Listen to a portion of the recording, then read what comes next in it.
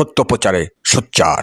পাঁচবিবিতে মইপুর মওলানা ভাসানী উচ্চ বিদ্যালয়ে অভিভাবক সমাবেশ অনুষ্ঠিত হয়েছে।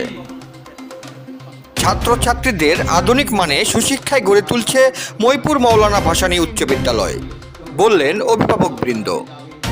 জয়পুরহাটের পাঁচবিবিতে মইপুর মওলানা ভাসানী উচ্চ বিদ্যালয়ের দশম শ্রেণীর শিক্ষার্থীদের অভিভাবক সমাবেশ 2025 আজ 4 নভেম্বর মঙ্গলবার বেলা 11টায় বিদ্যালয়ের হলরুমে অনুষ্ঠিত হয়েছে। অনুষ্ঠানে সভাপতিত্ব করেন ও স্বাগত বক্তব্য রাখেন বিদ্যালয়ের ভারপ্রাপ্ত প্রধান শিক্ষক মোহাম্মদ এনামুল হক।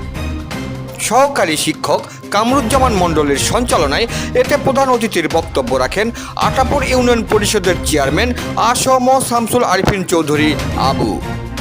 বিশেষ অতিথি হিসাবে আরও বক্তব্য রাখেন অত্র বিদ্যালয়ের প্রাক্তন ইংরেজি শিক্ষক সিরাজুল ইসলাম, উচিতপুর প্রাথমিক বিদ্যালয়ের প্রধান শিক্ষক আব্দুর রাজ্জাক, মইপুর মওলানা ভাসানী উচ্চ বিদ্যালয়ের সহকারী শিক্ষক হারুনুর রশিদ ও সাদ্দাম হোসেন সহ আরও অনেকেই।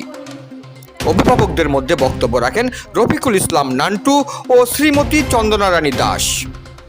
এই সমাবেশে বিদ্যালয়ের 53 জন এসএসসি পরীক্ষার্থীর প্রি টেস্ট পরীক্ষার ফলাফলের সনদ প্রদান করেন অতিথিবৃন্দ। প্রধান শিক্ষক এনামুল হক জানান, এই অভিভাবক সমাবেশে 53 জন এসএসসি পরীক্ষার্থীর প্রি টেস্ট পরীক্ষার মার্কশিট প্রদান করা হয়েছে। আমরা তাদের সাফল্য কামনা করি। বিদ্যালয় ঘুরে দেখা গেছে মেয়েদের কমন রুমে প্রি স্বাস্থ্য সুরক্ষায় একটি আধুনিক মানের হাইজিন কর্নার স্থাপন করা হয়েছে। জয়পুরহাট থেকে জেলা প্রতিনিধি মোহাম্মদ দবিরুল ইসলামের report, DD channel news desk. একজন সচেতন অভিভাবক ছাড়া কখনোই সেই ছাত্র ভালো কিছু করতে পারবে না। আমি মনে করি আমি সচেতন ছিলাম, আমার ছেলে মানুষ হয়েছে। যারা সচেতন গার্জিয়ান তাদের বাচ্চারা মানুষ হবে।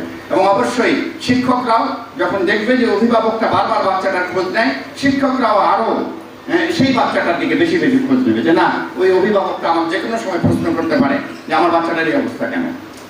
এই জন্য অবশ্যই শিক্ষকদের সাথেও একটা বন্ডিং তৈরি হওয়া দরকার। প্রাক নির্বাচনী পরীক্ষায় 53 জন পরীক্ষার্থী অংশগ্রহণ করেছে। অনেকে ভালো রেজাল্ট করেছে, অনেকে করতে পারেনি।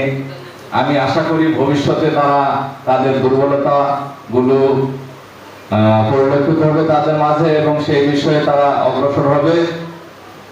এবং যে আগামী 27 নভেম্বর 2025 তারিখ থেকে অনুষ্ঠিত যে নির্বাচনী পরীক্ষায় তারা ভালো করবে, সফলতার সহিত উত্তীর্ণ হবে এই আশাবাদ ব্যক্ত করছি এবং দোয়া করছি তারা যেন তাদের উজ্জ্বল ভবিষ্যতের দিকে এগিয়ে যেতে পারে।